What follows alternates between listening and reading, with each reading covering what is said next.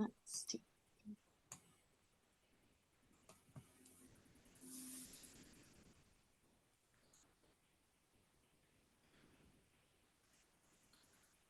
Thank you for joining. You're in the right place for the composting webinar, the Springfield Community Gardens and Springfield Compost Collective. We are going to give it just a second for a few more folks to, and there they are, great.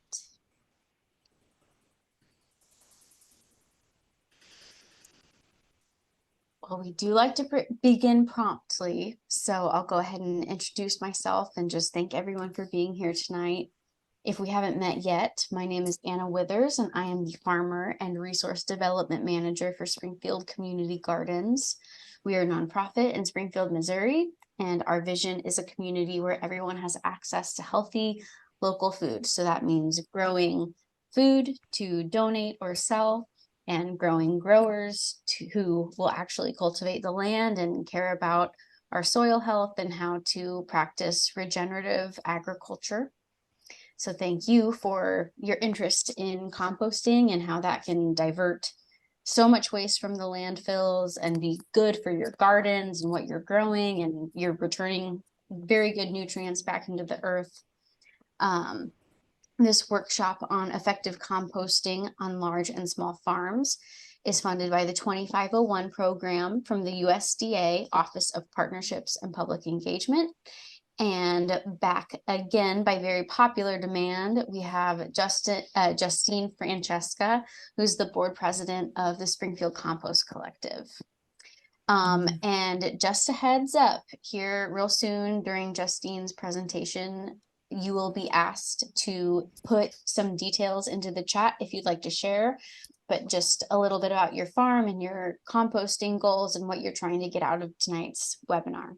So just keep in mind to put those details into the chat, and any questions that you have for Justine or myself can be put into the Q&A button at the bottom of your screen. So questions in the Q&A, comments in the comment section, and that way we can keep track of all of your questions throughout the night. And then at the very end of this workshop, when you leave, there will be a reminder for you to fill out a very quick survey that we use to give back to our presenters and make these workshops more helpful to you in the future. So I think that that's all from me. I'm going to hand it off to Justine. Okay, awesome. Hello, everyone. If at any point in time we're having technical difficulties, please leave a comment in the chat, whether you can hear me or can't hear me or see something. So please let me know. I don't want to continue on without you all being there with me. So I'm going to go ahead and share my screen here and get started.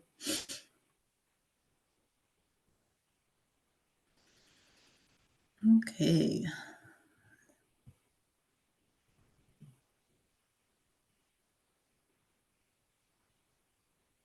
Looks all right. good. So awesome. Thank you. Yes, and please ask questions anytime. I really like to have engagement in my webinars. I wish I could be doing this in person with you all, but I wasn't able to do that at the moment. So, but hopefully in the future we can make that happen, because learning in person is truly the best. But I'll try my best to relay as much good information through this webinar. So composting on large and small farms. Before we start, I want to tell you a little bit about myself. That's me and my son. I have a 3.5-year-old who is also already a compost guru and farmer. I went to MSU for sustainable agriculture and plant science. And then after I finished up there, I wanted to become an urban farmer. And that was about, what was it? I'll never remember now, 13 years ago. 13 or 14 years ago now. And at that time, a lot of the urban farms were just slowly starting to pop up. So my advisor in agriculture didn't really know much about it and how he could help me. So once I finished, I decided to travel, and I went all around the country looking at different urban farms that were popping up. In trying to learn more about how that system worked, I found a place out in California where I stayed for a while and learned about permaculture and urban farming in a completely different climate. And then I went back to Missouri and started to dive more into soil advocacy because while I was out in California, I learned that I had a passion more into soil. So I did Dr. Elaine Ingham's workshops where I learned about life in the soils. I learned about really detailed compost making, microscope work, and compost tea making. I've done kiss to ground soil advocacy work. And then I also became a master gardener in Springfield while I was doing that. And I was lucky enough to work for Springfield Community Gardens many years ago, where I was their composting and garden educator. And then I started the Compost Collective, seeing the need to reduce food waste going to the landfill. And have done a few certifications since then. But I always love learning about soil, and I continue to do that. Where I live now, I manage a 3-acre farm currently. So a little bit about the Springfield Compost Collective. We are a nonprofit. Our whole mission is composting food scraps and regenerating soils while building mindful waste management. And we do this by offering a food scraps pickup program for residents, for businesses, and then we have a free community compost bins throughout the city. We do free educational workshops, and then we also do zero waste events where we will assist local nonprofits and local businesses in trying to create their event to be as zero waste as possible. So this is where the first question is about what are your goals with composting on your farm, whether it be large or small, and I would love to kind of know the size that you're working with. Please let me know in the chat. I have a 3-acre piece of land here with other landmates, and we farm about 1 acre of it. And so what I'm currently trying to compost every season is about maybe a half an acre worth of compostables every time we turn the season. Okay, so let's dive a little bit into composting and why we want to compost to begin with. So Midwest farmers spend nearly $4 out of every $10 of the cost of growing corn on fertilizer in 2021. And this is common, and it will continue to go up as the cost of things continue to go up. So we made a commitment here on our farm to try to not use outsourced fertilizers. We are an organic farm, so we follow OMRI organic regulations, and those fertilizers can be even extra expensive. So we're trying to make all the compost we can and that we need on the farm.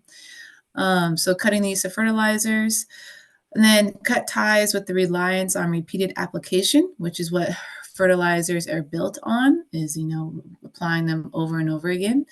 And we can go a little bit more into detail about this if you're interested on how they are made to do that and why. And then, compost itself is more than just fertilizer. It can hold 5 times its weight in water. And being that we're going into more seasons with longer droughts, then also coming up on seasons where we have heavy downpour, it's really important that we have compost and soil that can withstand these climate changes. And compost can help on your farm with that. And then it's better, of course, for our community.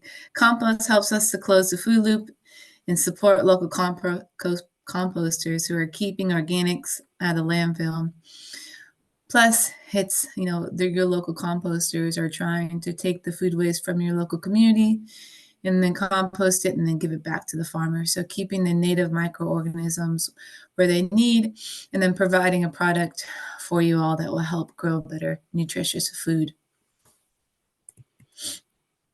So a little bit about, why we want to compost, which we talked a little bit about it there, the science behind the pile, composting on the large and small scales, and then the composting process. And while we're talking about the composting on a large and small scale, I want to make sure that, everyone who is here with me this evening, that we go over like what your farm needs are, what your design needs are, what you may be nervous about with composting on your farm, pros and cons of the area that you may have available to you, and all the details around composting. Composting on farms didn't become very popular until the last, I want to say, maybe 8 to 5 years. I knew a lot of farms when I first started in the agriculture that would either burn their product because they didn't have time to compost it, or they would pay for it to be hauled off. And that was a very common thing. And now they're starting to realize the value in composting and the product that they can get from it. And also, if you get into creating so much compost that you want to give back or sell to the community, and now you have another value added product for your farm, which we can talk about as well. Okay, so a little bit more about why we want to compost on your farm. So it guarantees a good quality of compost. This is one of the biggest ones I would say that's going to be of interest in the next 5 years. A lot of people are getting into composting right now, and I'm very excited about that, but sometimes that could be very hard on the farmer. And I have learned this from experience in the last 5 years, where I've had farmers call me specifically and say, this has happened to my crop. Can you tell me what's wrong? And I'll ask them, what's going on? Like, well, I put my transplants in and they're not growing, or this is the symptom. I'll send you a picture. And it was from the compost contamination. And this can happen when you purchase from a large composting facilities that may not have the best sifting quality for chemicals in their compost and so on. So learning about good quality compost is going to be really important. But if you're composting on your farm and you know the product that you're putting into your compost, then you won't have an issue with compost contamination with pesticides and herbicides. I recently had this happen to me last year, where when I started ramping up my production on my farm, I needed compost very quickly, and I didn't have time to make multiple yards like I needed. So I purchased from an outside source, where I asked for their compost analysis. And we can go over that too, as well, what you guys need to ask for. And I looked at it, and at their compost analysis, what they provide here it was fine. It looked okay. When it arrived, it had heavy contamination, which I was very concerned about, as far as plastics and things that should not have been in there.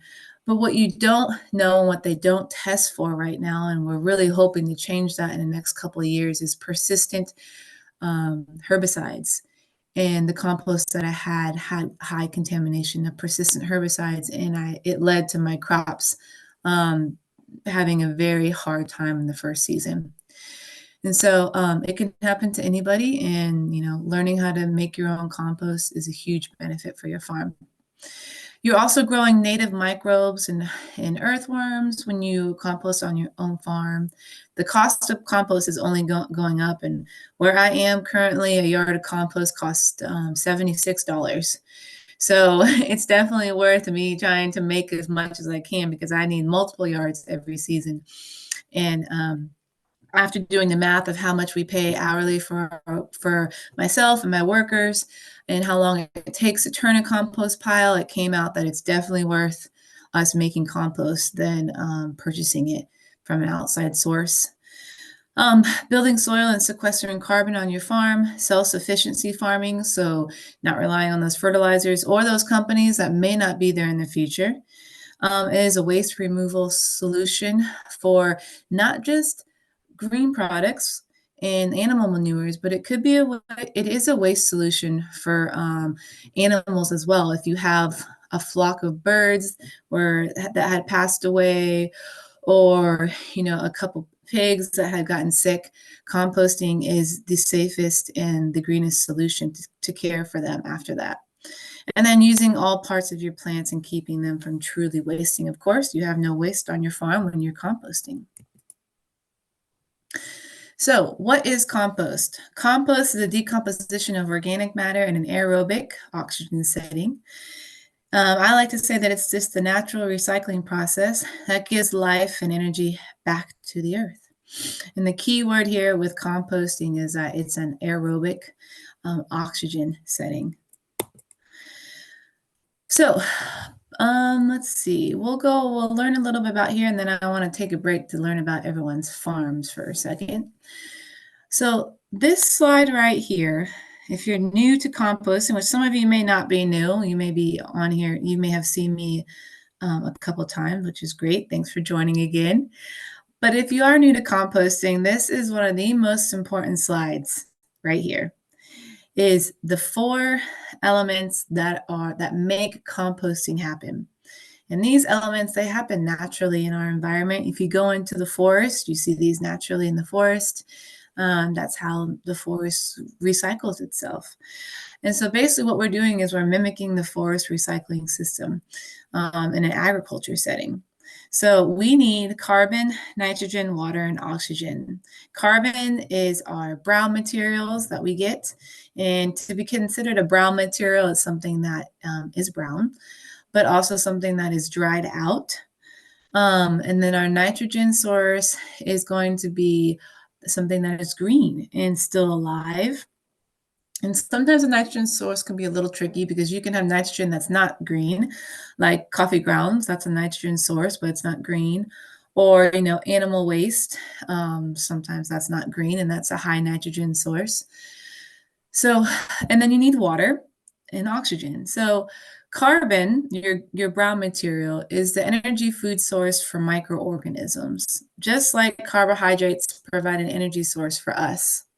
So if we don't have our carbon in our material, we lack an energy food source for the microorganisms to do their thing. And microorganisms are the ones that make compost. They're the ones that break all the material down and turn it into that beautiful, earthy, brown material that you want on your farm. Nitrogen provides the proteins that microorganisms need to break down the carbon. So this helps with growth and with reproduction, so that the microorganisms can keep reproducing and keep breaking down and keep growing their little families so that you can keep adding to your compost pile. And then water, because almost every living organism needs water, and microbes need a water coating around them because this is how they move throughout the organic material. And when you don't have that water supply in your compost, they can go dormant or they can die because they can't be active without that water. And so when we're looking at a compost pile, we're looking for 50% water holding capacity, and which is you will put your hand in the compost pile and you squeeze it really tight and you'll see 1 or 2 drops of water coming out and you are there. So it's a lot more water than you think. And the microorganisms are happy to have that. And then oxygen to prevent anaerobic bacteria from populating, to help maintain the good guys and to keep the decomposition happening in the pile. So oxygen is another key component. If you take oxygen away from a compost pile, what's happening is you're kind of creating a landfill at that point. It's something that's becoming anaerobic. And you start to produce gases like methane and things that are going to smell bad and aren't good for the environment. But as soon as you introduce oxygen to your compost pile, the anaerobic bacteria will come in there because the anaerobic bacteria cannot survive in those settings. And they will take over and continue the rapid decomposition. Now, you can get decomposition in an anaerobic setting, but it's very slow.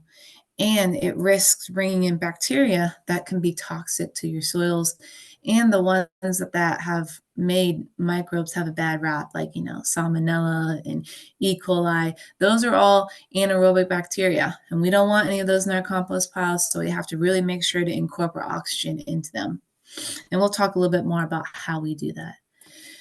So here's a good example about optimal moisture in your compost pile. So you can see on the example A that, this is, you may have a little bit of moisture, but it's pretty dry. You can't see the water film all around the particles. Therefore, you see that where the water is where the microorganisms are, and they're not around a lot of the particles. So your decomposition is going to be very slow. Your fungal matter is going to be dormant, and it's not going to be able to grow as well. Optimal moisture is where you have every single particle is covered, but you still have some air pockets as well. And then your main activity is going to be anaerobic microbes that are able to move about the soil particles and the compost particles and the organic material to break it down. Letter C is it's waterlogged. And this is when the activity is going to slow down, and you're going to start introducing aquatic organisms that break down things a little bit slower, and that are not the best to have in our compost pile. So soil food web. So you're kind of thinking like, why is all this important? Why do we care about microorganisms or carbon or nitrogen or the perfect ratios? And the whole reason is because this diagram right here. Is because Dr. Elaine Ingham found out that there is a soil food web under our feet, and that it's one of the most important things to healthy plants. And so what we do with compost is we grow the second stage of the soil food web, second and third stage. And we're doing this in hopes to bring better ecology back to the agriculture fields, and, like I said, create better plant life. And so the soil food web is very important. And when you're thinking about compost making and how to do it properly, we always want to start at, are we creating a good soil food web in our compost? Do we have nematodes? Do we have fungal matter that is there? Do we have different types of bacteria? Do we have different types of protozoas? And we look at this through microscopes. And if you're ever interested in testing your soil or your compost, I know many people who you can send it into and have them test it for you, so you can know where you're starting as far as like what your soil life looks like. And then when you finish your compost, you can send it off again. They can tell you that your compost, it's great. It has tons of soil life in it, and you have a top level compost. Which then you know that when you put that onto your ground, you're going to have extremely healthy plants. And we can go more into that as well. So do I have any questions right now? And then also I want to make sure I go over the know everyone's farm and what their needs are. No questions, but we got a few details from some attendees that are in the chat. Okay. One is Amanda is a student at MSU for Natural Resource Management and Environmental Plant Science, and she is volunteering and interning over at SCG's Market Garden, which is awesome. We always need more hands. Always. In Springfield, please know you can come volunteer with us. Thank you, Amanda. But so she has a 10-acre property that she's wanting to do some small scale stuff on, and she just wants to learn more about sustainable farming practices. So that is great. That's perfect. And we want to definitely sway you in the direction of composting while you're at this stage. And then if you can see the chat, there's also a comment from Lana and Rachel. Lana has a lot of land, but just getting started on expanding a garden, adding a berry patch. No animals, no plan for animals, but just a small garden at this point. And then we have Rachel, who's starting a cut flower farm with her husband on about 5 acres. So looking for an effective way to deal with leftover plant material throughout the season, which is very valid. I know the SCG sites get definitely like, I mean, finding the greens to add to a compost pile is typically not the trickiest part, at least over here on our end, because there's just so much, that you end up clearing from beds and vegetative matter that can be used. So I hope that helps you, Justine. Yes, thank you. Yes, that's great. I definitely can add some things in there for everyone. So thank you for commenting. Okay, well, we will keep going. So I because I'm a little bit of a soil nerd and plant nerd, I want to start off with this little video here just to get everyone's minds thinking in the plant realm again. So maybe lots of you already know how plants work. They photosynthesize, right? They take in energy from the sun and they take it into themselves and then they produce sugars with it. Well, we've found out that, over decades of studying plants that we used to think that they needed all those sugars for themselves, but what we're finding out now is that they actually share 80% of their sugars with the soil life underneath the plant.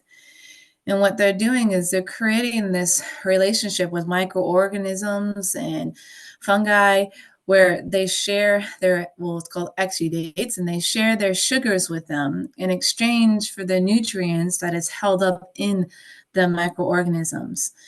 And this relationship is, we're finding out, is key to having the most healthy plants. And then as this relationship comes and goes, it has a cycle as well. The fungal will break off and decompose, and the bacteria break off and decompose. And if this relationship is very healthy with the sharing of the sugars and then the microorganisms coming into the plant because they connect with the bacteria, that if this relationship is healthy, we can grow soil a lot faster than what we thought. And this is now why regenerative agriculture is pushing cover crops so much and keeping living roots in the ground, is because we're finding out that this system of sharing carbohydrates and sugars with microorganisms and fungi is the key to building a healthy soil life, and the key to sequestering carbon in the ground, and the key to building soil faster than what we ever thought. And the more we build soil, the better we have. Right here, it's just showing of water retention. So you see the living roots up top here with different grasses, and they're trying to mimic like different cover crops, living roots. Now water can go into the soil versus the one that was on the left, which was more desert, heavy tilled, where water runs off. So very, very, very quick rundown of how plants use microorganisms and how their relationship is together. And if you're interested in learning more about that, I know I've done multiple workshops with the community gardens on diving into soil health and regenerative agriculture practices that are on their YouTube channel, which I definitely recommend if you haven't been on there to check it out. It's a great channel. And then you can also reach out to me as well if you're interested, and I can guide you to some really great books that you can start studying and reading. And if we have time here, we can talk more about it at the end as far as soil life and how it works with plants. So let's get back to composting here. So we have hot composting, cold composting. We're going to be talking mostly about hot composting because in agriculture settings and farm settings, we do want to get our compost as fast as we can, and we want to make sure that we get it hot to kill off any potential bacteria or pathogens or weed seeds that we have in there. And then if we're using any sort of animal product, we want to have a hot compost pile as well. So hot compost is more hands-on. It could be a little bit more labor intensive, but you get a faster product. Like I was saying, it can kill weed seeds and pathogens. And it is normally 100% aerobic. Now, cold composting, which is kind of like the compost pile that, I don't know, I grew up with a cold compost pile in the very back of the yard that my mom just threw stuff on every once in a while, and literally like 3 or 4 years later, she got something from it. That's cold composting. Very little labor goes into it. Sometimes, things can grow out of it. You cannot put meat or dairy in there because it just attracts animals. And it's less likely to kill weed seeds or pathogen. Sometimes you can have nutrient loss through extended exposure. And a lot of times it can be anaerobic because it sits there without being turned. But at the same time, they're doing studies that, cold composting can conserve nitrogen in the compost pile, sometimes better than hot, because when you're heating it up so fast, you can sometimes lose the nitrogen to that heat. So there are benefits to both, and there's, I think, a nice middle ground as well. So one thing to remember, we're talking about hot and cold, and so we're, going to go over temperature, of course. And Rio Temp makes really great compost thermometers, and it's something that we love to give away as a raffle for the Compost Collective. And every time, it's something that we advise for every composter. They have beginner ones, which is that top one there, which is just made for, small compost piles. And then the lower one is ones that are made for bigger compost piles. That one can be calibrated, the one on the bottom. Last time I checked, they range anywhere, the bottom one from 120 to 220. They can kind of be all over the place depending on what you want. And the top one was, I want to say $25 to $30. I have experimented with a lot of different thermometers, and these ones have lasted the longest for me. So the temperature that we're looking for in our pile is anywhere between 135 and 150 degrees for 5 to 7 days to keep the weed seeds and pathogens away. This temperature also helps to keep critters out of your compost pile. My puppy dog went in a compost pile once, and then he never went in it again after that because he probably burned his nose, I assumed is what happened. So now I don't have any issues with him going in there, and the same with any other pests. The only issues I have once in a while is my chickens like to get on top and scratch it up until they reach the hot area. So sometimes I do have to go in there and clean up after their mess.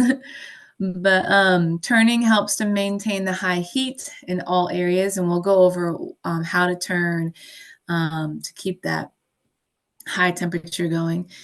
And then also, the watering helps to maintain temperature and allows for microorganisms to reproduce, which increases temperature. So compost piles actually go through a wave of temperature change. When you first build the pile, it spikes up in 1 or 2 days, and it will continue to spike for 2 or 3 days, 5 days. And normally on the 6th day, it will start going down again because all your activity was in the center. And that's where you take your temperature, is normally in the center of your pile. And once that activity starts to mellow down and the microorganisms start to consume all the nitrogen that are in there, and when the lack of oxygen starts to come in on them, they start to slow down and the temperature goes down. And this is when it's time to turn the pile. So you'll go in there and turn the pile, and then you'll see that after you turned it, it spikes up again, which is really good because now you've given more oxygen and you've given more nitrogen, different nitrogen materials for them to eat. And this up and down process will happen over the period of a month. And that's how we make sure that the whole pile is getting up to 135 degrees as you're turning it. And we'll go into more detail of that as well. So building the pile, this is a very typical, just very regular 4x4 system that I like to build in a backyard setting and on a farm. I do a lot of 4x4 systems as well.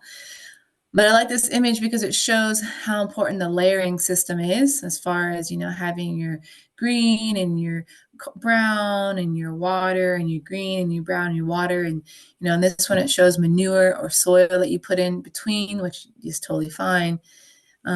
So this is what we're looking for when we are building the pile. And this is because the carbon and the nitrogen, they have to be touching each other. The microorganisms can't have this all these huge layers of nitrogen and then this huge layer of carbon. Then it's very hard for them to move between them. The nitrogen can get too wet and moist and anaerobic, which isn't allowing for our happy microorganisms to thrive. And then the carbon material can be really dry, which doesn't allow for a good microorganism content either. So we want to do these 4 to 6 inch layers, maybe even smaller, of green and brown together, and keep layering them in. to have the ultimate, the healthiest pile. So windrow on a farm, this is something that I've kind of talked about earlier, and we'll go over what a windrow is. So I like to keep it at a maximum of 6 feet high, and we'll talk more about that why that is. But this is another example of a layering system, and this was for if I was telling you, like, if you had animals and you needed to get rid of animals like chickens, this is how you would layer them in, and then you would have to make sure to cover them with a bio cover, which is like mulch basically, or a mixture of mulch and straw, and you have to do a very thick layer, like 2 feet of it. You would get rid of your chickens and they compost very quickly. In a month, you would have a finished product. The most important aspect of this is that when you're composting animals, you have to take the temperature every day, and you can't allow it to go over 160 degrees. And so if it starts to getting really hot, you have to go in there and open it up and air it out and incorporate more oxygen, maybe some more carbon, and then shut it down again. And you just have to keep making sure that you're airing it out and that that you have all your ratios correct in there. And the more you compost, the more it will come to you. It's kind of like the first time you bake a cake when you're super nervous that it's not going to turn out, or that you do something wrong, and then you bake it and it was, oh, that was easy and that was good. Same with bread making, the more you do it, the more confidence you're going to have in it and realize that it's not as hard as it looks. So building a compost pile. Do we have any questions before we go into that?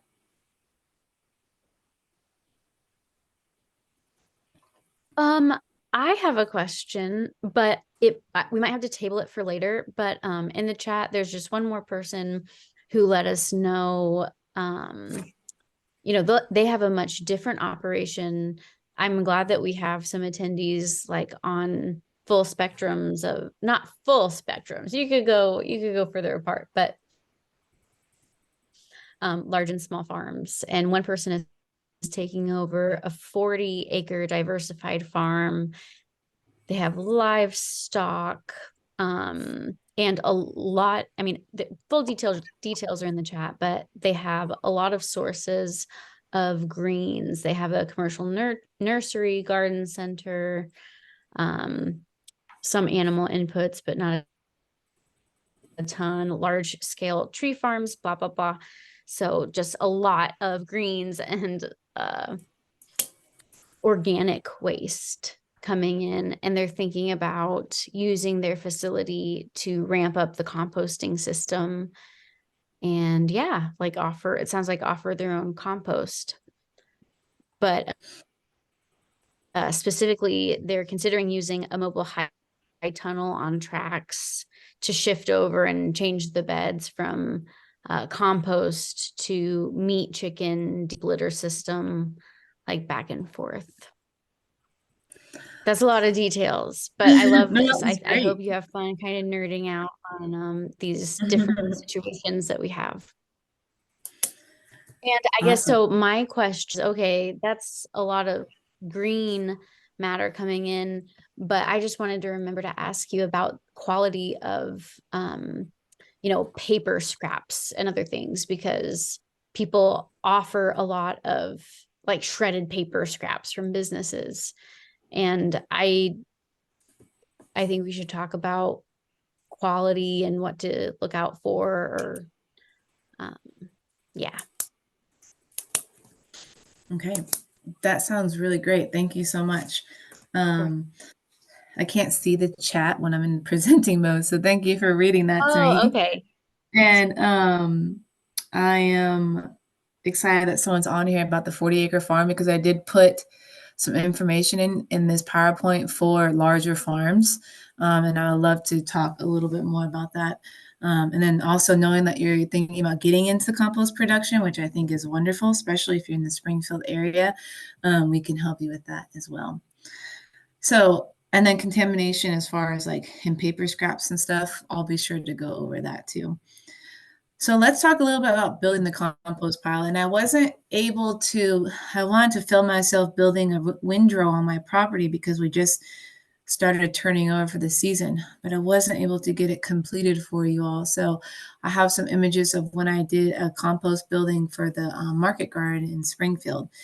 And the same things will apply to when you're building a windrow, and I'll just go over the differences because if you're on a large farm and you have access to machinery, it's going to be much easier for you, and it will look a little bit different for you as well.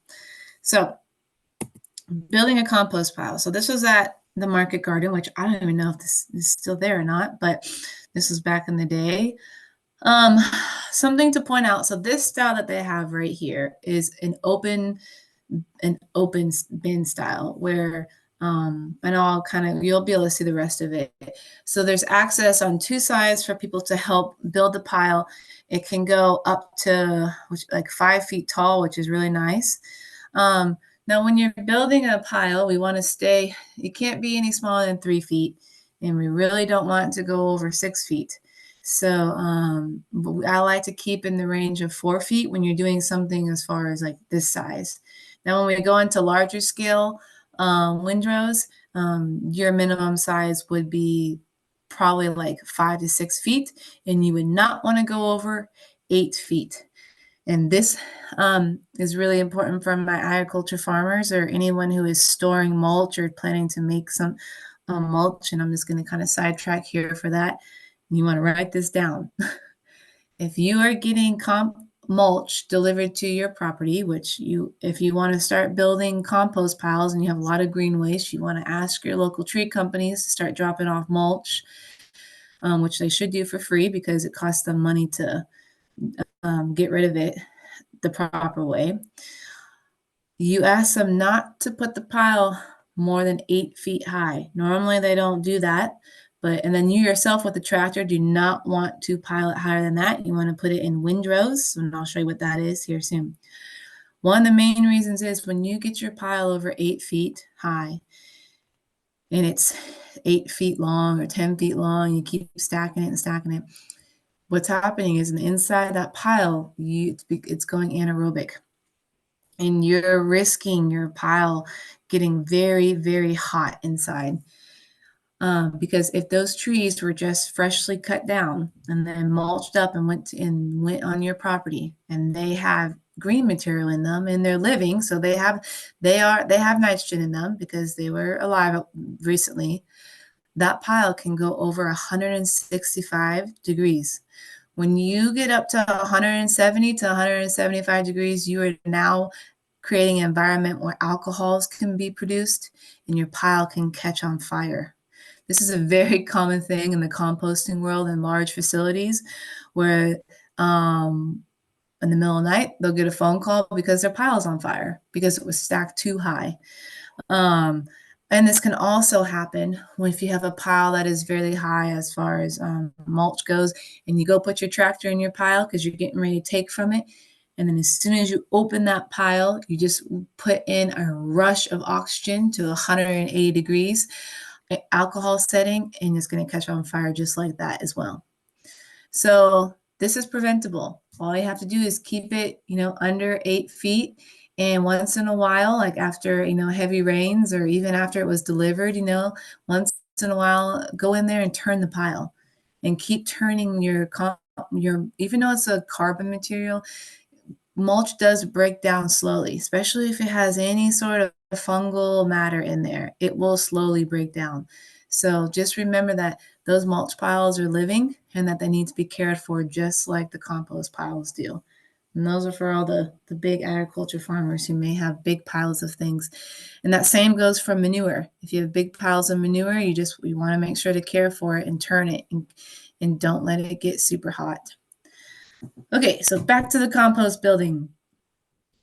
In this setting, we are in an urban farm setting, so we have a very thick layer of mulch at the bottom, and we're going to put cardboard to help take in any leachate from our compost pile. Now, if you're in agriculture setting, you want to have a compacted area. So like the 40-acre farm, I'm guessing, could easily have a really beautiful 1-acre lot that you dedicate just to composting. and you're going to look at it and make sure that it's somewhat level. And even if it is tilted a little bit, you want to make sure that's only tilted to one side. Then you're going to actually create a collection pond over there or some sort of collection area for your leachate. But in the smaller acre farms, you're just gonna want to build a nice little lot where you have compacted the soil with your tractor or with whatever machinery you have, whether it's your car or your four-wheelers, and you're just making it to where it's very difficult to put a shovel into it. And this is, you feel like that defeats the whole purpose of regenerative agriculture on land. But in the composting world, where you are making the compost, if you don't compact the soil down, you will lose a lot of your compost to the soil over and over again. The first couple of years that I was building soil, I never compacted or put cardboard down, and I would lose almost 3/4 of my compost to the ground because it would just soak into the ground over and over again. And we don't want this when we're trying to create that compost for our gardens. So in this scenario, cardboard. And if you are on a farm where you have access to lots of wood chips and cardboard and you want to build your windrow like this, I love doing this. So get cardboard and put it underneath before you build your windrow. This also helps you to know that when you hit the bottom, because when you start turning your piles, it can kind of be deceiving of when's the bottom of the pile. And as soon as you hit the cardboard, well, then you know you're at the bottom. So then we cover that cardboard up with more mulch. And then they also put in some dried weeds and like Bermuda grass and things that we really want to make sure are dead. We put those at the very bottom and we water them in. And now this is when our layering system starts to happen. So right now we're using food waste that was held up in roll carts, and you can do this on your farm as well if you don't want to leave your food waste out just in piles. Say you're closer to like a city or residents that don't want to have that vector issue, you can put it in roll carts, which we have done, and it works really well. So it gets taken out and it gets spread throughout the entire pile. This process of spreading it evenly is very important because we just don't want to have a big ball at the end of it. We want to try to make a nice square all the way to the top with a little bit of a rounded top hat. And so we chop it up. Chopping up is really important. And this part in agriculture setting is really laborious and hard. And currently our farm is trying to invest in some type of wood chipper to help with the process of chipping up our limbs, but also chipping up our green material. When you can cut your nitrogen material into pieces, your composting process will go so much faster. They did a research study that showed, between a 2-inch piece and a 4-inch piece and a 6 and 8-inch piece, how fast decomposition was able to happen. And the fastest decomposition was able to happen with a 2-inch piece of green material. It takes a long time for those microorganisms to break down a big tomato stalk. But if you can cut it in half for them and get more exposure to the inside of that plant so they can go inside of it, they'll be able to break it down faster. So chopping it up will help if you want a faster product. And then they covered it with more weeds and straw. And here, something that I would like to show people is that the man with the shovel is inoculating it with a finished compost. So they have a finished compost pile where they're taking off some of that finished compost and sprinkling it in so that they're inoculating it with microorganisms that they already have from their past compost pile, which will make it compost even faster. And we do this on the carbon material as well to kind of get that carbon material act. And then we water. Watering at every single carbon material layer is very important because you're not going to be able to water your compost pile once you build it all the way up to the top. And I'll go in a little bit more on that when we finish with the compost pile. So another layer of green material from the garden, more mulch and leaves and straw. We want to also, it's really good if you can have the biggest diversity in carbon material and in your green material. If you only have mulch, that's fine. But if you also have some straw, that's even better. If you have some leaves, that's even better. More diversity, the better it is for your compost pile. Another layering system that they're putting in. Now they're putting a layer of mulch in there to get a little bit more diversity on the pile. And you see how they're trying to keep it as flat as possible too, and spreading it out, making it fill the whole area. Watering it again. Now they have a layer of lettuce. They're inoculating it as well. And then my friend over here has a machete, and he's using it to help chop it up and try to get more exposure to the inside of that. Now they're adding in straw, which they've wetted down, because if you put dry straw on the compost pile, it tends to suck all the moisture into it, which can make your pile get dry. So they wetted it down first before they put it in there. And now that's as much materials as they have for that day, so they finished with a bio cover. Now, ideally, they come back in another day with more materials, and they'll make it all the way to the very top of those pallets, and then that pile will be done. Now, if you're on a large farm, you probably have enough material to fill this bin, or maybe more. And if you're doing that with a tractor, what you're going to do is, for every bucket that you load of carbon material, you're going to want to make sure you load that same amount of bucket in green material. Now, it didn't look like we have a lot of animal people, farmers, besides that one farm. Now, with animal product, it's considered a high nitrogen content. So there's high nitrogen and medium nitrogen and low nitrogen and high. Fresh alfalfa, high nitrogen content. Now, when you're using those, you wouldn't put a whole bucket. Your ratio wouldn't be one tractor bucket to one carbon bucket. You're going to be more like a half a bucket to a full bucket of carbon, because you have such a high nitrogen content. And so you'll be building your pile with your tractor. And I'm imagining if you're a farmer and skilled at using those tools, you will be able to build a mounding system like this. When I'm in a setting of machinery, I still have to have I still have to have people on the ground with shovels and rakes and stuff helping me build it, even with machinery, which I think is really helpful too. So go ahead. Yeah, sorry, there's a little bit of a lag. I didn't mean to cut you off, but two questions come up. One, so speaking of people with an overabundance of this or that, have you noticed any lucrative marketing opportunities? Like, I mean, it's a financial benefit for tree and lawn services to donate or just drop off their leftovers. It avoids them disposal fees.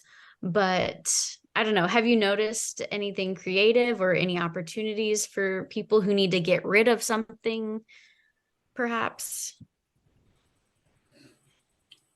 And I guess There's can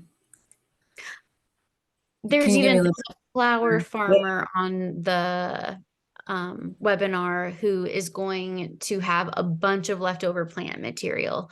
Like, is there any chance of folks purchasing that, or is it just too easy to come by that no one would care to or want to spend the money? Unfortunately, the compost collector gets that all the time. Hey, we have tons of green material. Give me, could you use it for your compost pile? And no, we're always trying. People are always trying to come by carbon material normally, because with their composting, are they looking? Okay. Yeah, if you're like, carbon material is the brown material is normally what composters are looking for, because if they're composting, that means they have a lot of green material waste that they need to compost. As far as green material, like being able to donate or have someone like being able to, sell it, I have yet to hear of anyone. Normally that's the product that you have to actually pay to have hauled off your property. So I Gotcha. don't know of anything. I am going to go over vermicomposting on large scale. And if you find out that this sort of system isn't something for your farm, there is another option with vermicomposting now, where people are learning how to do it on a large scale, and I'll show a little bit of that to you all as well.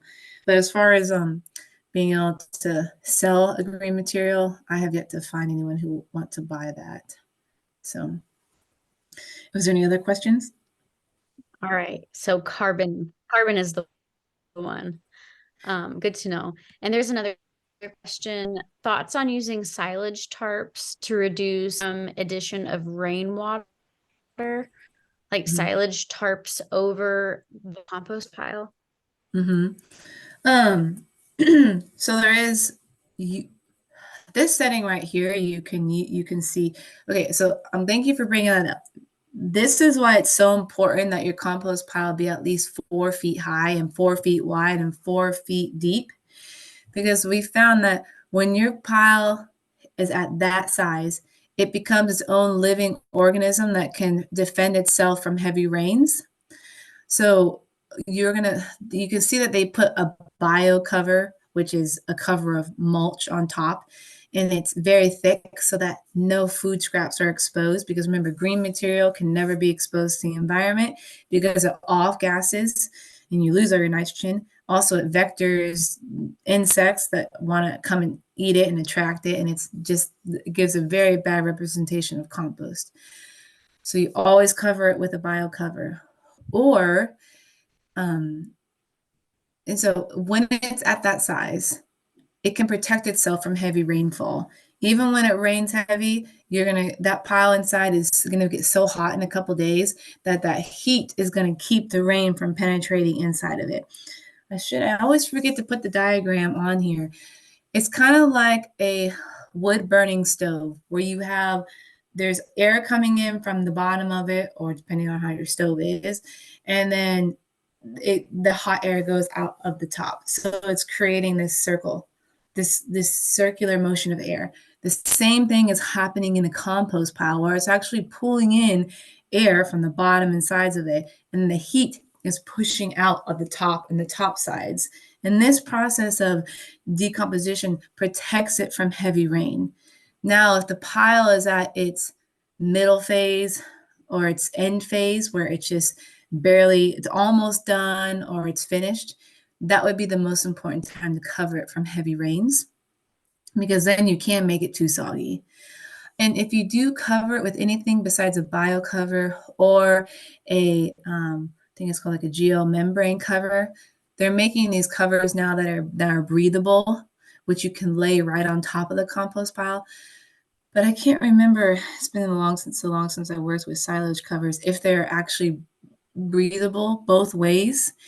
If they are breathable both ways, then you can put it on top of the compost. But if it's not, you would have to put some sort of, like, I tell people to roll up a bunch of chicken wire and put like 3 or 4 rolls of it on top of the pile, and then you can lay your tarp over it.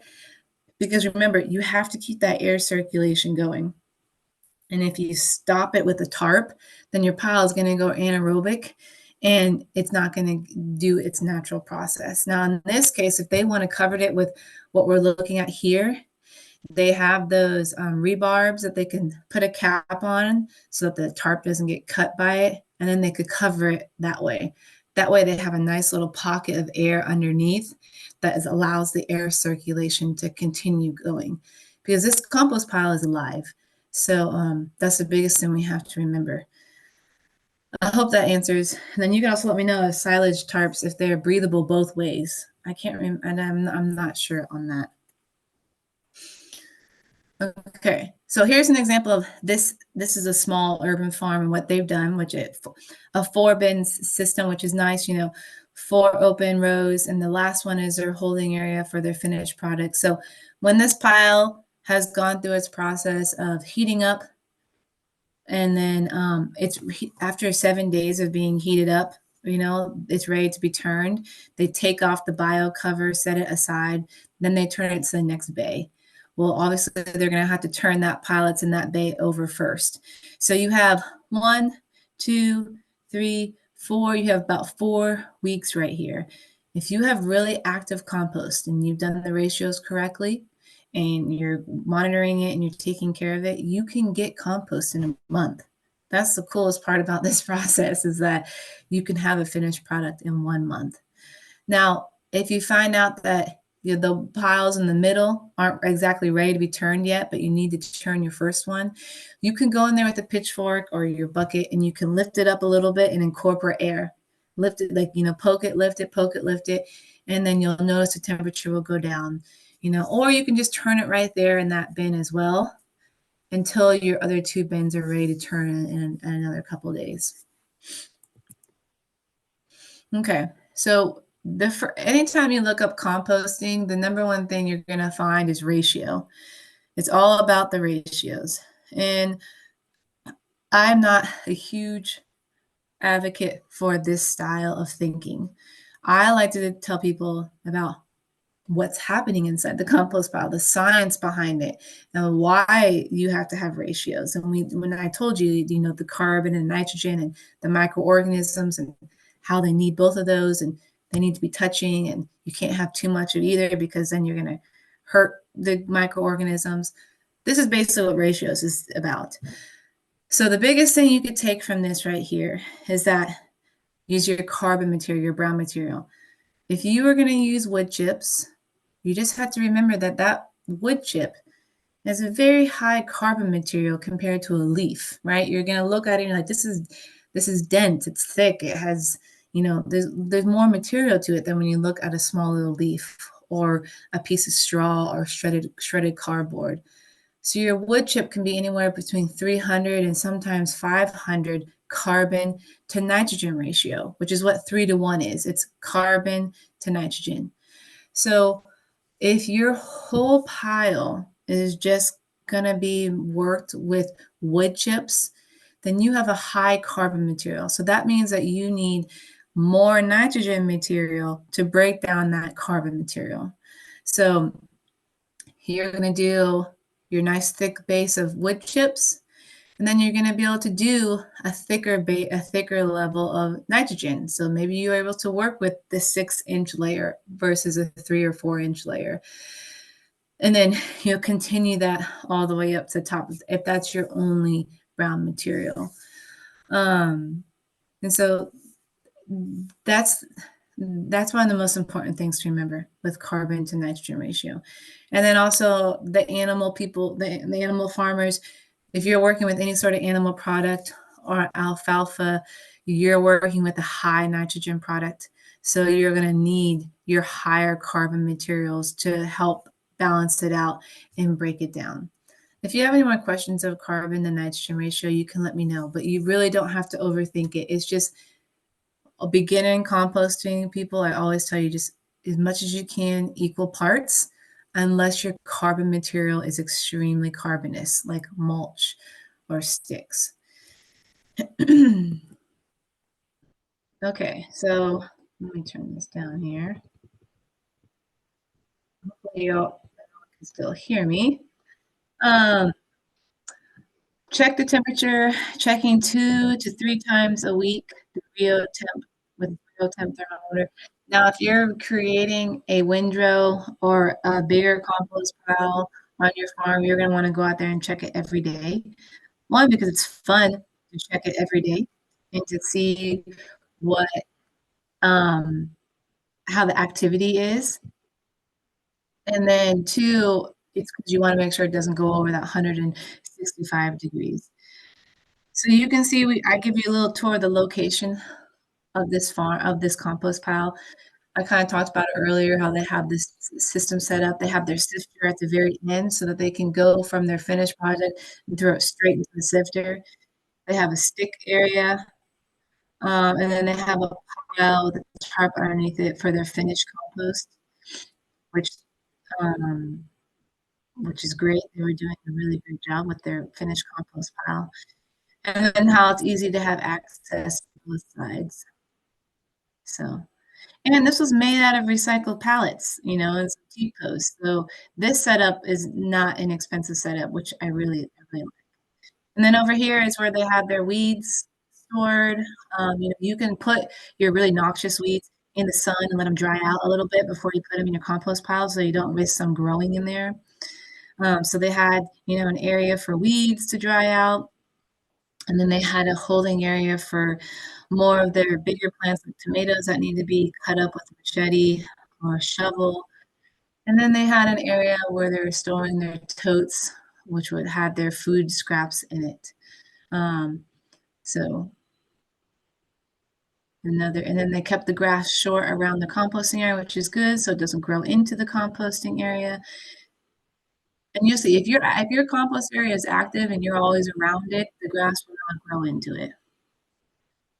So, and then they covered up an area, their working area too, which is really nice for your composting area.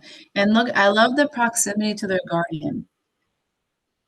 So it wasn't out of sight, out of mind, which is something to really, it's something to remember for beginner farmers and gardeners, is that they will put their compost piles all the way on the other side of their field on their garden. And it makes it so hard to want to compost when you do that, because who wants to haul their green material all the way over to the other side of their garden? So out of sight, out of mind is never good with composting. Composting is like gardening. It is just another part of it. So you want it to be as close as you can get to your garden. It's also a good reminder, because if you walk by your compost pile on the way to your garden and you smell it, or you see something's wrong with it, or you see an animal got into it, then you're able to fix it right then and there. But if you're not looking at your compost pile every day, then you wouldn't know if something happened to it. So I always want to say, when you're thinking about a location for it, try to think of it the closest you can get to your garden, or if you're just doing a house composting, the closest you can get to your house before it's, going to be disruptive to you at all. If you have any other questions about location, we can go over that too, like as far as in the sun or not in the sun, and on level ground and such. And just know that one of the things I get all the time is that I got to put my compost pile out in the sun so it warms up. Well, remember, the sun doesn't warm up your compost pile. The microorganisms warm up your compost pile. You can create a compost pile in dead of winter, which is, I have done that in Missouri in freezing cold, and 2 days later your compost pile will be at 120 degrees. Now, it may go a little bit slower, but it will get there, because it's not the sun that does it. So really the most ideal situation for a compost pile is part sun, part shade, so that it's somewhat protected from the winds and rain. But I know that's not the case for all scenarios, and definitely not for larger composting areas. And if you're out in the full sun, that is okay. It's just really important to have your bio cover on. And just know that, sometimes if it's super windy, you may have an issue with wind drying out your pile or blowing things around. So, but there are solutions to that as well. So, all right. So best practices, turning as much as you can. Once a week is great, but base it off of temperature. Keeping it moist, that 50% moisture content, which feels like a wrung out sponge. So when you go to turn your pile, you're going to want to make sure that you test it, and that when you turn it is the only time that you can incorporate water into the pile. Remember, it's very hard to water from the top. So make sure you test it before you turn it, so you know how much you need to put in there. And then cover nitrogen with carbon. Always, always, always never leave your nitrogen exposed to the elements. So turning. Now this is the same for a windrow or large scale. The compost pile is most active in the center. So when we go to turn the pile, we're basically wanting to flip it inside out. We take off the outside and we put it in the pile, and then we take off the outside and we flip it over to where we want the pile to be. And then we take the inside of the pile and we cover it all around the outside. You're turning it inside out. This way that the microorganisms that, just ate up all the nitrogen and carbon material and don't have much left, they will move to the center of the pile and find all the new material, and the pile will heat up again. And then you're making sure that that hot temperature is touching all of your compost pile to kill off the weed seeds. And here's a diagram that kind of shows how to do that.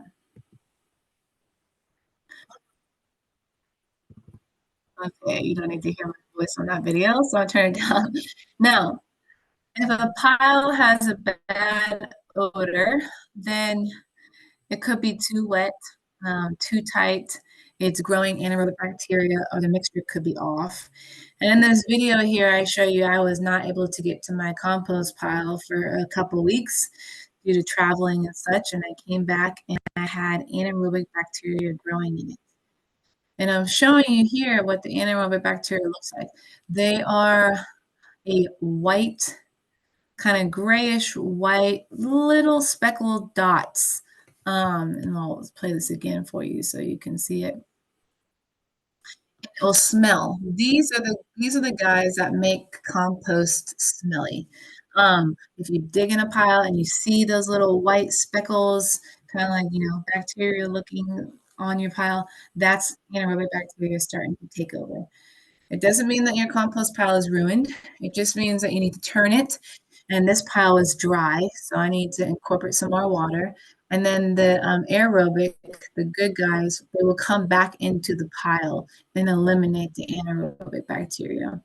So me and my son were out there turning the pile to get it back alive again and get that smell out of the compost pile. So if the pile is not composting, the moisture is needed and possibly nitrogen or carbon depending on the smell. So try to do one thing at a time. If you go out there and your pile is not composting, open it up and see what's going on. Like if you notice, oh, it's really dry, I'm going to add water to it. Then add water to it, mix it up again, and then see if that will come back a couple days later and see if that worked. If that didn't work, then this time add some nitrogen to it, mix it up again, and then come back. And then the pile is not hot enough. It could be too small. Now, if you don't make your pile up to 3 or 4 feet high, you won't get those high temperatures. And this normally happens with like the backyard gardener who only adds, a bowl of compost to it every week or so. It's not going to happen much with an agriculture setting because you're going to be able to have, you may save up your feed stock for a couple weeks, and then you have enough to build a large pile. So you wouldn't have this issue in that setting. Saprophilic fungi. This is something to look out for, especially in Missouri where it is prevalent and wonderful. These are the good guys, and they're in mulch, and they're on top of the soil.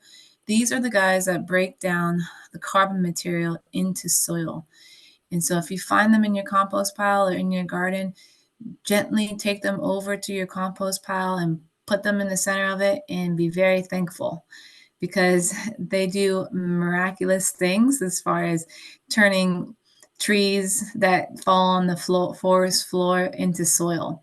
And you can kind of watch it happen on your farm. So I just wanted to make sure I incorporated this slide in here because there's a difference between the anaerobic bacteria, which you kind of saw was gray and speckly and it smelled bad. And these guys, the saprophilic fungi, they smell really earthy. They smell good.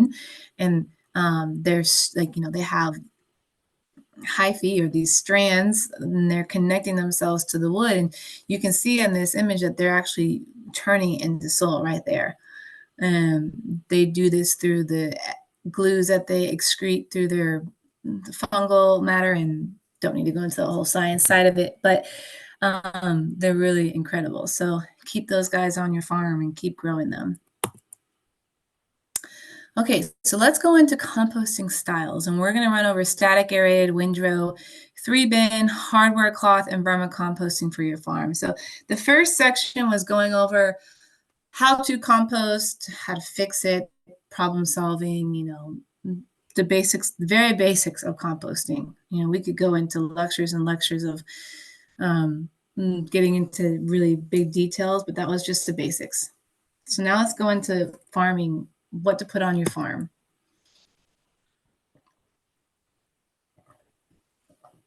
Okay, static aerated. This is becoming one of the most popular ways to compost in a farm setting or a larger agriculture or even facility setting. It has the least input as far as manual labor, and it puts out a product extremely fast. Now, I believe what my husband was saying, you could have a startup system to this for around $400 or $500, but they can go all the way into thousands of dollars. You'll need PVC piping. Some people, they use like a bouncy house blower.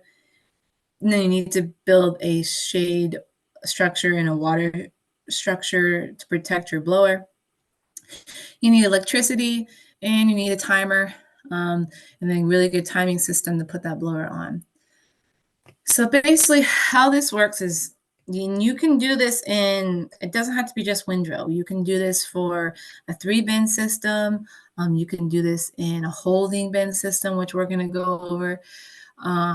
It's basically you're forcing air through the compost pile so you don't have to turn it.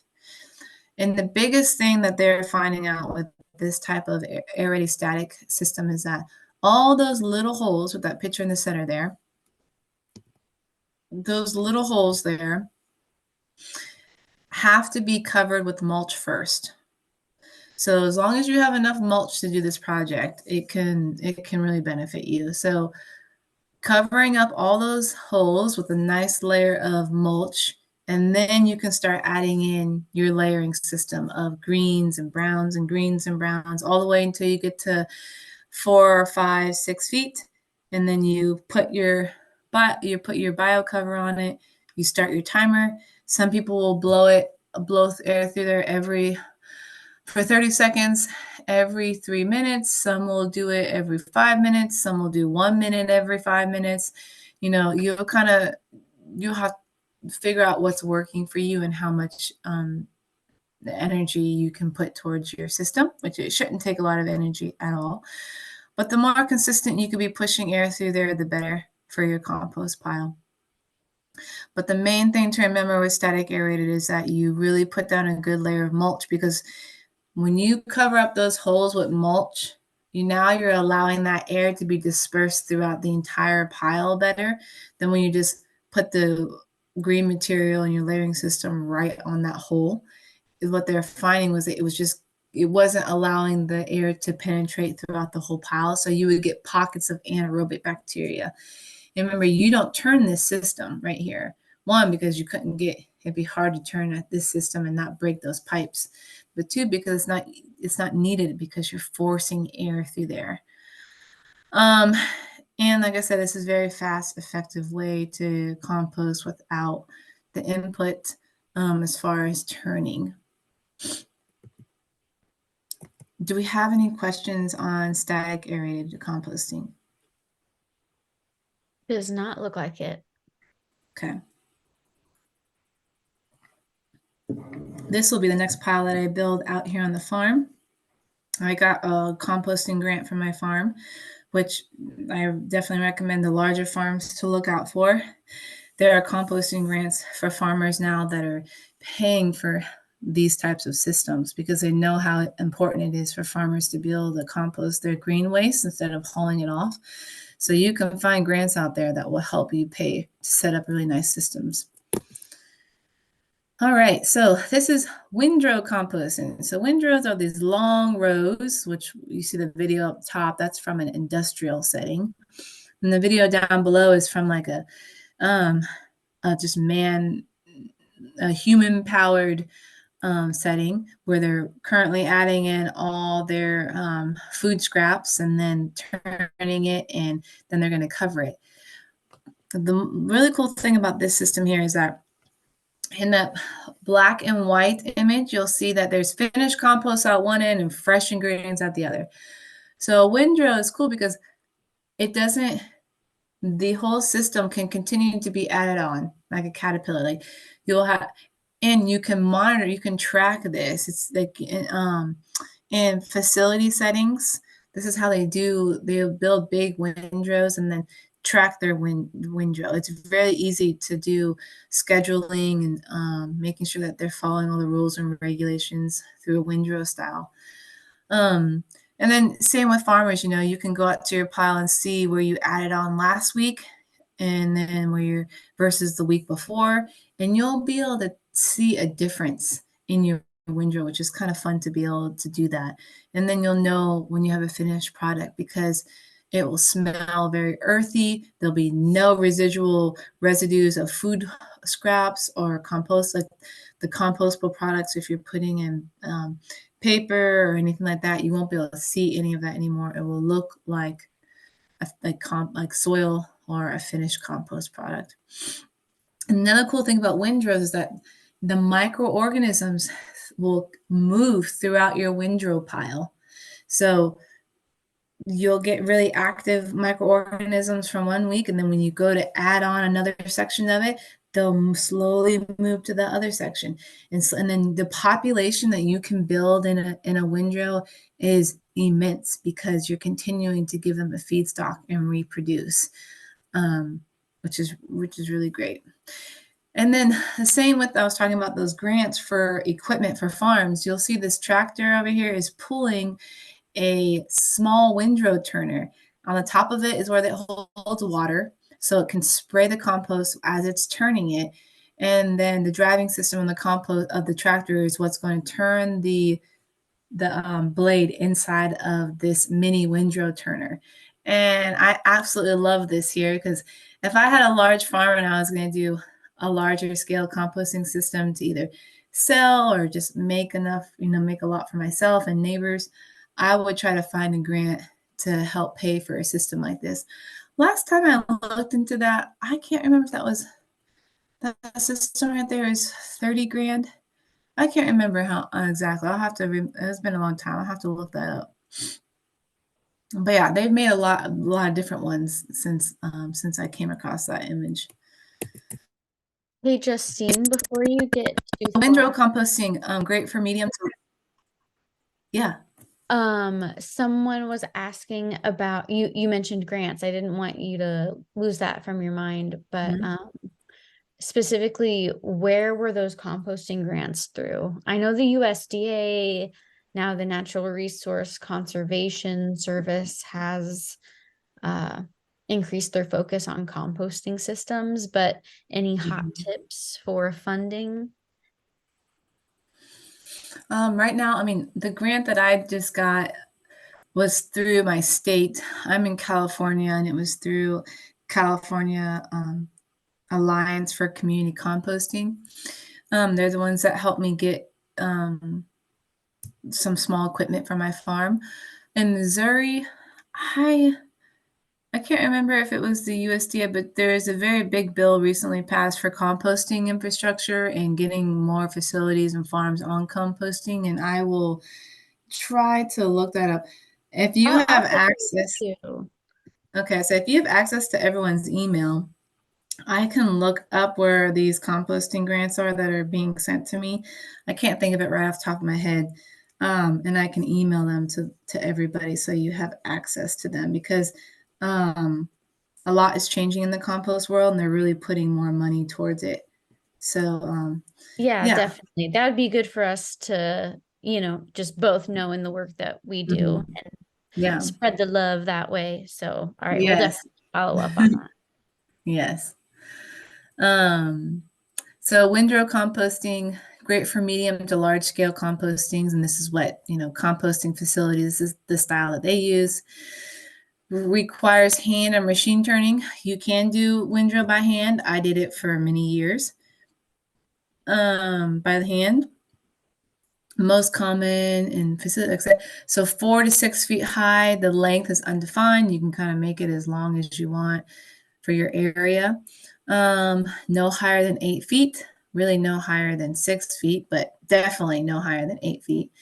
The ground needs to be leveled and compacted, and then a bio cover is recommended as far as making sure you have enough mulch to cover, or if you have money to get a proper geomembrane or a breathable cover that goes both ways, would be great.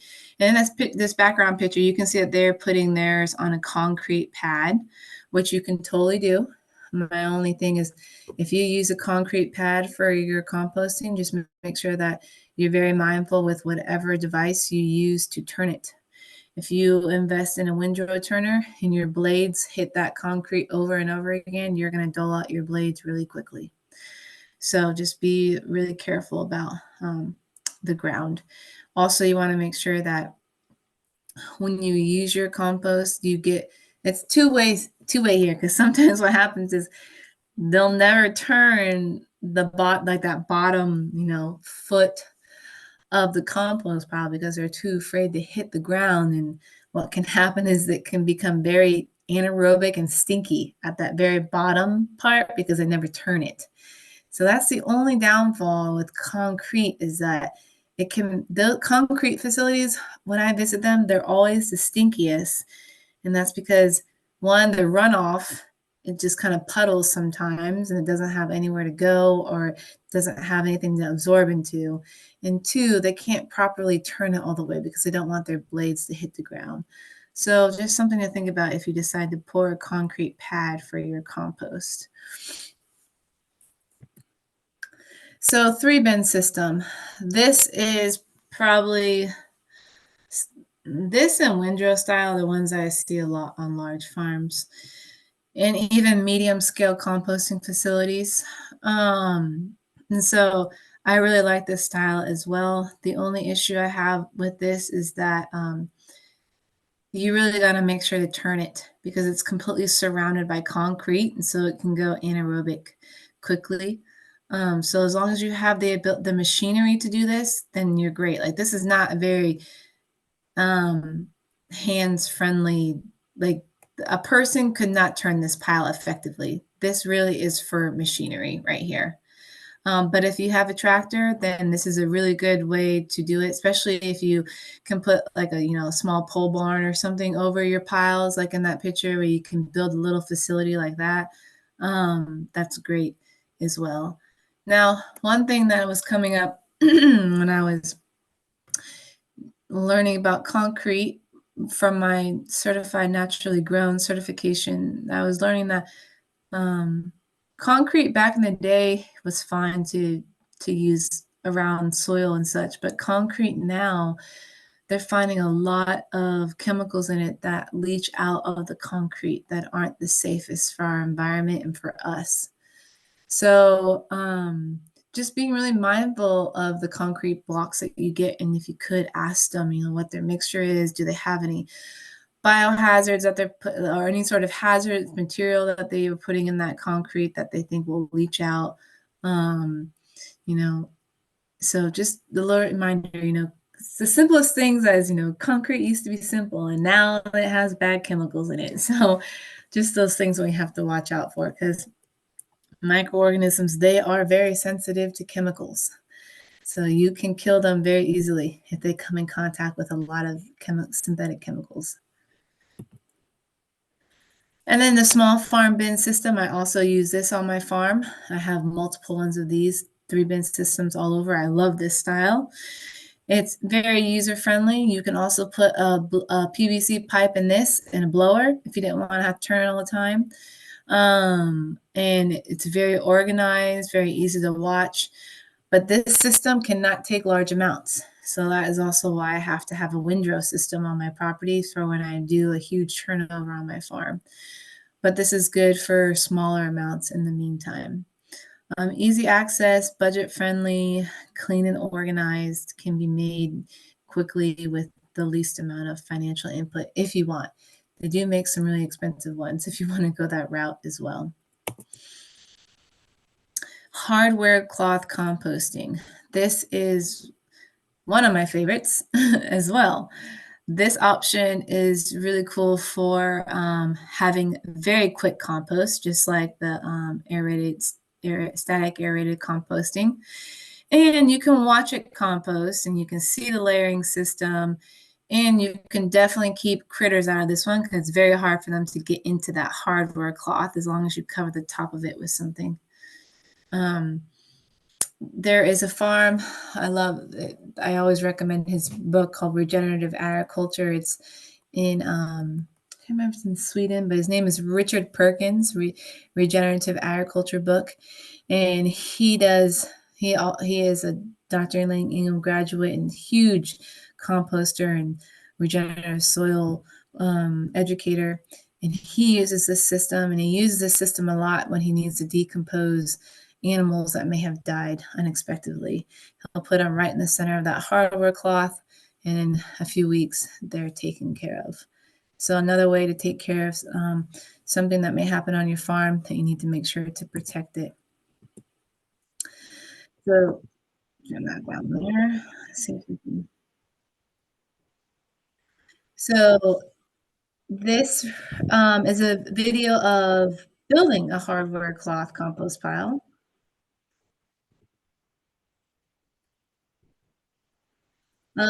Everything is measured when we're doing this type of system. So they're putting it all in the bins to make sure that they get the correct amount. Adding in the inoculation from the finished product. And then they're doing a layer of their carbon, their nitrogen, their finished product, and watering it. Carbon, nitrogen, finishing product, watering it. Making sure that it takes up the entire, they're really making sure to put the carbon around the outside so that they don't have a lot of food waste exposed on the outside of it. So it doesn't vector any smells or make it any, like make a lot of flies or anything come into it. There is 3 people working on this project here, and I was guiding them. This is the first time they'd ever built something like this.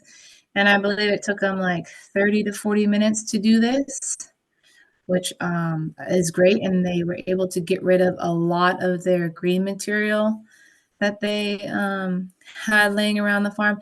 This is a really good way to get rid of your noxious weeds. If you're afraid to put them in another certain type of compost system, this system right here will definitely take care of them, and it will not be able to regrow. These compost piles tend to get very hot, so making sure that you can monitor them every day is really important.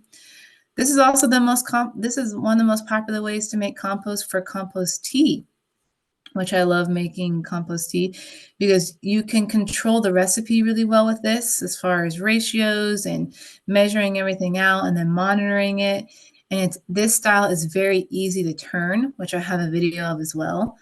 And they've done, like my friend that Living Roots Compost Tea, Troy, makes incredible compost this way that you can buy from him. And then also he sells compost tea brewing kits, where he will send you a small amount of compost that you can then make into compost tea, and he makes his this way as well.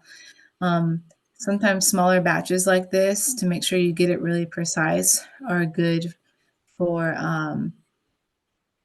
kind of like almost known as like boutique composting. You know, like you can really make sure that you have a very good product, and then you test it underneath the microscope and to prove that you do have a really good product. If you ever go online and you see them selling compost for $80 or $75 for a small bag of compost, you would want to make sure that they're doing it this way, and that you would want to make sure that it's being tested underneath the microscope. And you yourself could go into boutique compost making like this if you want to, have a little side business and make some money, as long as you test it. So, and it's really interesting. They'll put that all the way to the very top, and by the end of the compost life, it will have decomposed at least 3/4, not 3/4. They'll lose a quarter of that to it just decomposing and turning into compost, which is totally natural. That's how it should be. So you can see the layering systems in there. That looks really nice. They're almost at the very end here. They're going to make sure to cover it all with brown material. She's made sure that it's been watered the entire time, and they're done. So easy peasy. All righty. Now, that compost pile you saw, I could not find the video of where we're turning it, so I had to find another video, but this is a Master Gardener video of them turning their hardware cloth, but theirs is a lot smaller. That size that they have is the smallest that I would go. So let's see. Hopefully this will work here. Okay. I'm going to turn off the sound so I can talk over here. So turning a hardware cloth or any compost pile really is going to be very similar to what we do here. But I wanted you to see how they turn this pile because with hardware cloth composting, turning is one person can do it and it's very simple, and then it gets you a product very quickly. So on my farm, I have the 3-bin system. I have multiple ones of those. I have the windrow system, and then I actually have multiple of these hardware cloths set up because one, I have a human manure pile that I use that I put in a hardware cloth like this. And then the other ones I like having around for just when I need to compost material in my garden. That when I don't have a bunch, but I want to do it this style because it creates such a really lovely product. So what she's going to do there is the top of the pile is going to go on the bottom. Very similar to that diagram I showed you earlier. And the top of the pile goes onto the bottom. The outsides of this pile is going to go around the bottom and the middle. And then the middle of the pile, she's going to disperse around the outsides. So remember, like I said earlier, what they're doing is they're just basically flipping the whole thing inside out so that all of the material will get inoculated and decompose properly. The biggest thing I wanted to show with this video too is that when you take that hardware cloth off, you saw how the compost pile stayed in its shape like that, which is really great because that makes it super easy for you to turn it. So then you're going to turn it back into this wire again, give it another week, and then when you take it off again, it will have kept its shape like that. So pretty cool to see how the hardware cloth ones work. I really enjoy those. Now your finished product, it should look like this video over here on the left that I'm showing you. Compost should really never be black. One of the things I really want to, I don't know why the saying of black gold ever became a thing, because you never want your compost to be black. Black is a sign of anaerobic bacteria. If you have super black compost, that means it sat for a very long time. It at one point became anaerobic and it did not have a lot of organic matter in it. I don't know about you guys, but I have never went into a field and put my shovel in it and the soil came out black. And if it did, I knew that I had an issue there. So we are never looking for that in compost. We want what's called like this dark chocolate bar look. So like a 70% dark chocolate bar. If you can get one of those and take it out to your compost pile when you think it's finished and put it right next to your compost pile, that's the color you're looking for, which is kind of like this video over here where it's this rich brown, earthy looking color. It has a very good smell to it. It should smell like the earth. It should have a very nice aroma. You know, they say that if you smell compost, it releases chemicals in your brain that make you happy. The same with if you're in really healthy soil. The bacteria that are in really healthy soil and compost can make you happy, which is another reason why I am addicted to composting and gardening, I guess. Applications to field, you can spread them on the fields to inoculate pastures or large crop areas. If you have a really good compost product, you do not have to put it on with a super thick layer. You can inoculate your fields with just a dusting, like right before light rain comes. And then those microorganisms will go into the soil to, get protection and move out of the elements, and you'll be inoculating your soil with the microorganisms that your plants need to have a healthy relationship. Now, 2 to 4 inch layer in your garden is because you're also using compost as organic matter. And that's what I like to follow in my garden beds. It helps to suppress weeds in my garden beds. I get a better germination rate. I get healthier plants. It helps with water retention, which is huge where I am.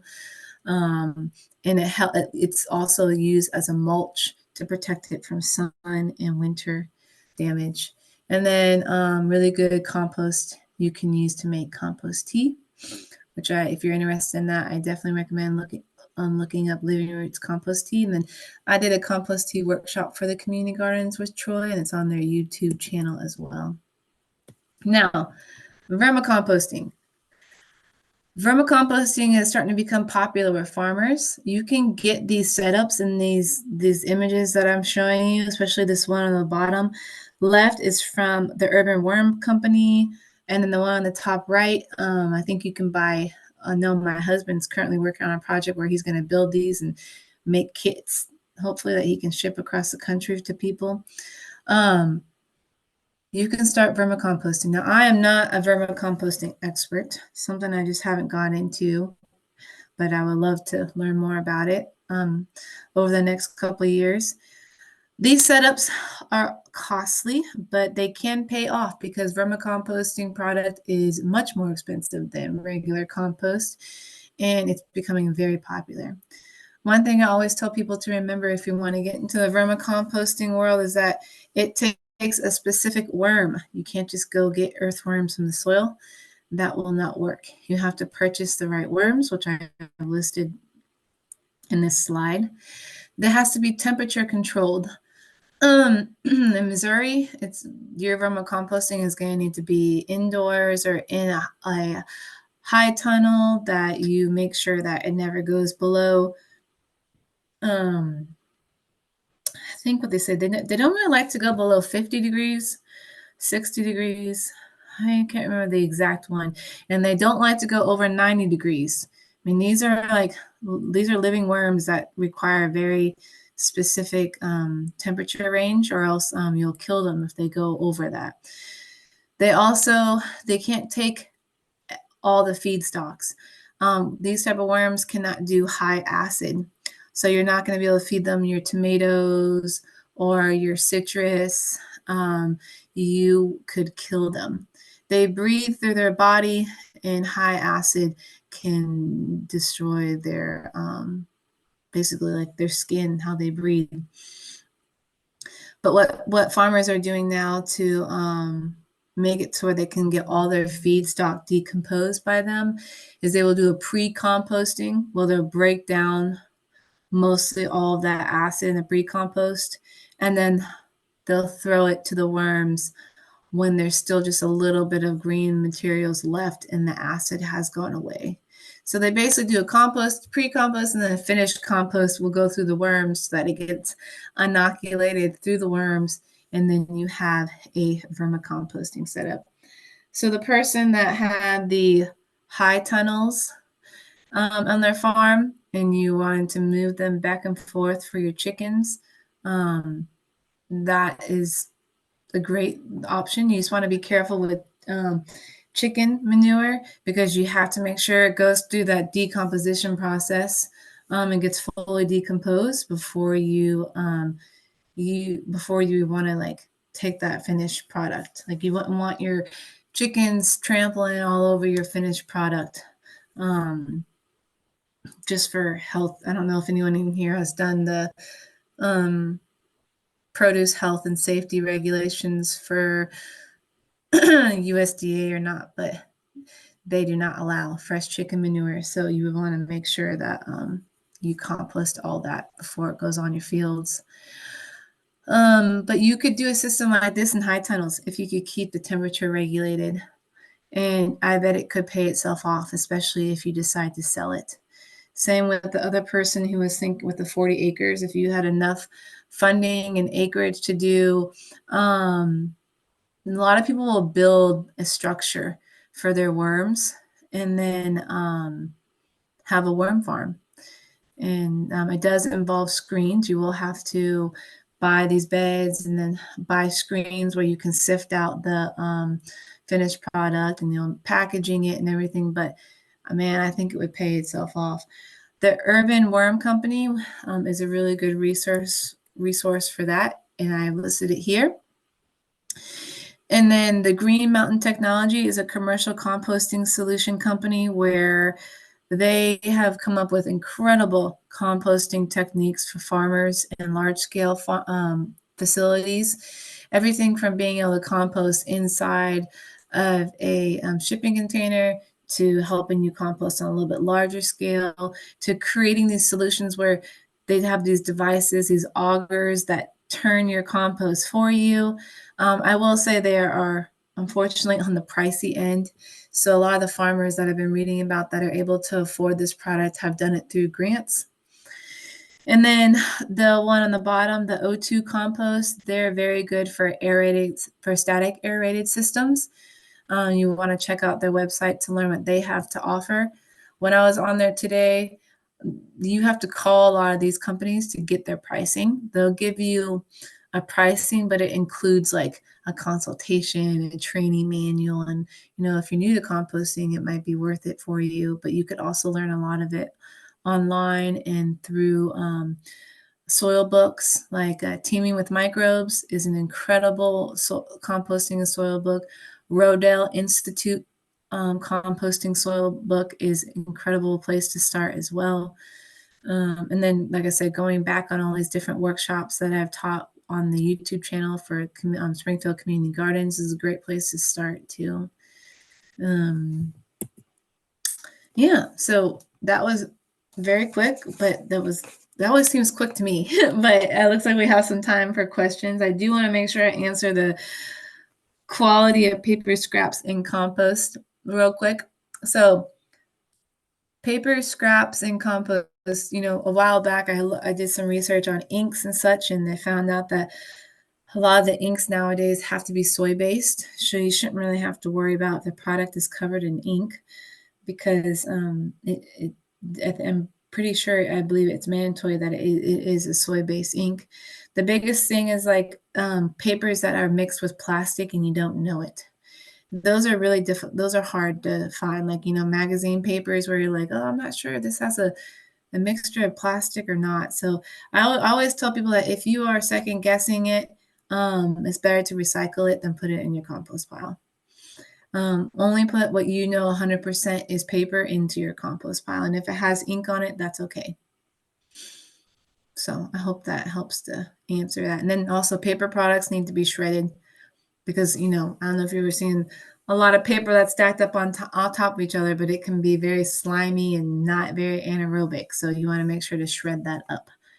So there's my information. You always can email me directly or at sgfcompost.org or at SGF Compost Collective. SGFcompost.org is our website, and then sgfcompost@gmail.com is the main email. So, yes. Thank you. Love these. Always a very in-demand topic. If you just wouldn't mind commenting on one, maybe confirming or denying this plan, but a farmer was saying that fresh manure timeline is 90 days after exposure, and they have a 25-foot tunnel with a 100-foot pad that they could move the tunnel across, allowing like 4 different sections to allow 120 days from exposure to usage if needed. Does that sound right to you? Yes, that is the number. That's great. I'm glad that they can have that. My biggest thing with incorporating chickens in the compost pile is that from the farmers that I've that have tried it, they just can make a big mess sometimes. So, what we'll do, we will give the chickens what we know that they will eat, and then whatever that they don't like, whatever they leave, then we'll go and rake it up and throw that into our compost pile. But very rarely do we incorporate the chickens in with the compost pile, just because it doesn't allow the compost pile to create its proper structure and keep it, and it doesn't allow it to get super hot with those chickens always in it. So that's just what I've come across. But I haven't been able to see any of the comments, but I'm glad there's been some commenting. Any Oh, other questions that definitely. I missed? No, I think that we have addressed everything. So thank you so much again for being here and sharing your composting wisdom. We're so lucky to have Springfield Compost Collective in our town, and I just encourage folks listening to support them and, compost, do what you can, but also just know that all of this doesn't just happen with the wave of a magic wand. Like, it takes a lot of people working really hard to keep it all going, and they provide a lot of services to the community at no charge. So if you can be a customer of theirs, like, it's definitely worth it. Mm-hmm. Thank you so much. Yeah, we are, currently we've been in this process of shifting things around. So in next month or so, we will get our residential service back up and running, and everything will kind of get itself going. I just want to make sure that there's some questions in here about contaminations. I'm just now looking over all this. Oh, you're in Blue Springs, Missouri. Oh, that's nice. I was raised in Independence, Missouri. Had a lot of friends in Blue Springs, Missouri. 40 acres in that area. That's great. Wow. Um, the contamination. I don't have time to read all this in like super detail, but that is something that is definitely an issue with your inputs. So I looked, oh my gosh, to get non-contaminated straw or hay has been very, very difficult.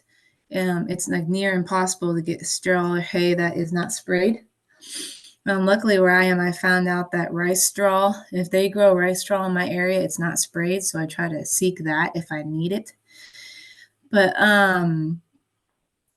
whatever you can do to use something that is not sprayed is going to be the most important thing for your compost pile, because it will set you back immensely if you put any sort of contaminations in there, as far as herbicides or pesticides. So there is, I think MU now has a lab where they could test for residual pesticides and herbicides in a product. Sometimes it can be a little pricey, but it could be worth it if you have a feedstock where you want to know. Another thing I was going to tell you, as far as if you have animals that you want to decompose their manure, this is the tricky part. If you give your animals any sort of injections of antibiotics or anything to kill basically, worms, nematodes, just know that that same antibiotic can be found in their in the product that comes out in their manure, and that is what kills beneficial nematodes, because nematodes and gut worms and animals, they're all very similar. And so if you're treating your cows, you could compost their manure, as you should, but just know that that product that you're getting, you probably don't want to put on your compost pile. I mean, on your garden. You would want to definitely test your compost after you finished it. Now, there are some research studies that are happening now where they're trying to see that if they can compost manures at a temperature, at a very high temperature, and they're watching it for a very long time, like they're trying to see if they could basically cook it out over a long time. And I need to catch up on that research and see what they've come up with, because this is a big issue in the composting world, with animals being treated with things that they sometimes have to be treated with if they're in confinement or if they get sick, and how that affects compost piles. So just kind of being mindful about the source of manure you get. one thing that I will tell you and what I've learned in my years of composting is that I never take horse manure. That is the worst one. For some reason, horse manure has been the worst and the highest contamination I have ever come across. And I don't do a lot with horses now. When I was younger, I did. I don't know if it's because they get treated so often more than cows or what, but if you can avoid that, I would definitely try to. Unless you know of an all natural horse pasture where they don't use anything on their horses. So yeah, but good question about contamination. It's very good to be thoughtful in that realm.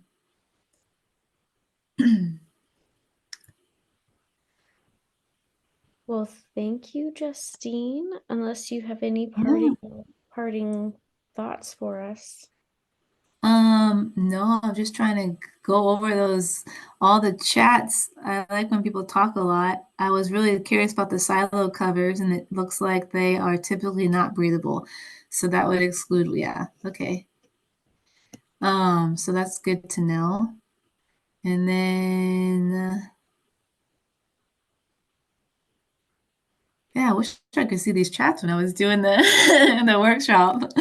Let's see here. Yeah, okay. I won't take up any more time. If you all have any questions, please feel free to email me. That's one of my favorite things to do throughout the day is to talk about compost and let you know what I've been studying. So thanks again to everyone that attended. Thank you. Have a good night.